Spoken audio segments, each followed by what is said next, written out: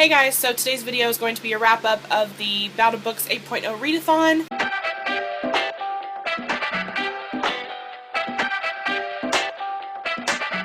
I'm just going to warn you, this video is going to be horrible. I have a fan blowing on me because it's really hot, so I'm sure you can hear it. And I'm also sick, so my voice is really messed up, but you know, what can you do? I read a total of 5 books for the read-a-thon, and then I also read parts of some other books. So I'm just going to go through and tell you what I read. I can't remember which day I read everything, so I'm not going to go over that. Then I'll tell you what I thought of the books, and then I'll tell you my total page count at the end. So let's get into it. Day 1 and 2, I remember I was reading All Our Yesterdays by Kristen Terrell, and I don't remember exactly how much, but I figured up I read about 100 pages of that book during the read-a-thon, so I am going to include that in my page count, even though I didn't really decide to join the read-a-thon until the end of day 2, but whatever. All Our Yesterdays was a really good book. I gave it 4 stars. I'm not going to go into too much detail here because I will talk about it more in my wrap-up, just because I didn't really read it for the read-a-thon, so I'm not going to really include it in this wrap-up. Then I read Silver Linings Playbook by Matthew Quick, and this was 289 pages. I think I started reading this on day 2 and finished it on day 3.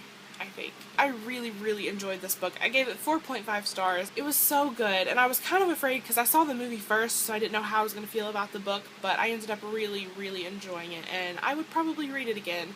So yes, would I recommend it? Definitely. Then I read the Frostbite Vampire Academy graphic novel, and I think I read this on day 3. I read it the same day that I finished Silver Linings Playbook, and this is technically 144 pages, but it literally took me like 30 minutes to finish because they're so easy to get through.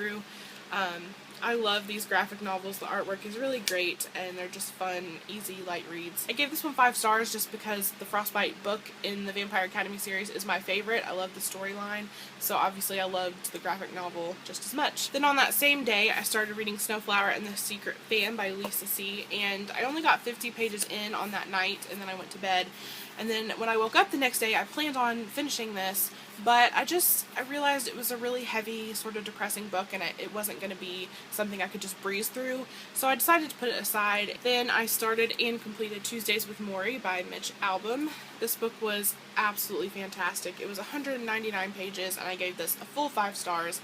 As you can see, I tabbed a lot of things in this book. It was just like every page I was finding something that I would want to look back on, and there's so many quotes I took away from this book. It was just so insightful and a great read. I would highly recommend this. I kind of feel like it's something that everyone needs to read. Then I read Princess for Hire by Lindsay Leavitt. This book was 239 pages. I thought it was so much fun, and I would really highly suggest this for younger readers, maybe like preteen age, middle school. You could be any age to enjoy this. The main character is, I think, in 8th grade, so it's going to be a little bit immature in certain things, but still, I thought it was done really well. I mean, the writing and the main character are so witty, and the characters are so much fun, so it's just a really great read, and I'm really looking forward to reading the rest of the series. I gave this 4 stars. Then I read Sweethearts by Sarah Zarr. This was a total of 217 pages. I really enjoyed this book. It was a very quick read. It was very intense.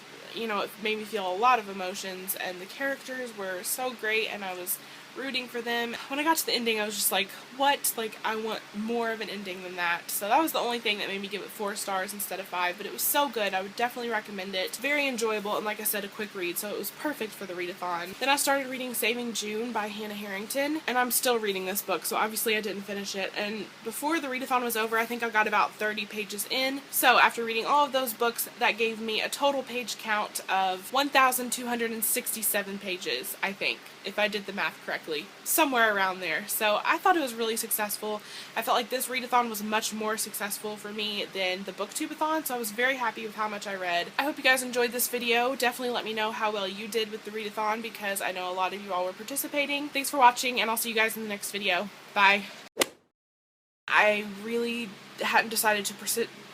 I didn't decide. Oh my god. Total of 5 books. 1, 2, 3, 4, 5. Yeah. Join the booktube-a-thon until like the end of day 2. I said booktube-a-thon.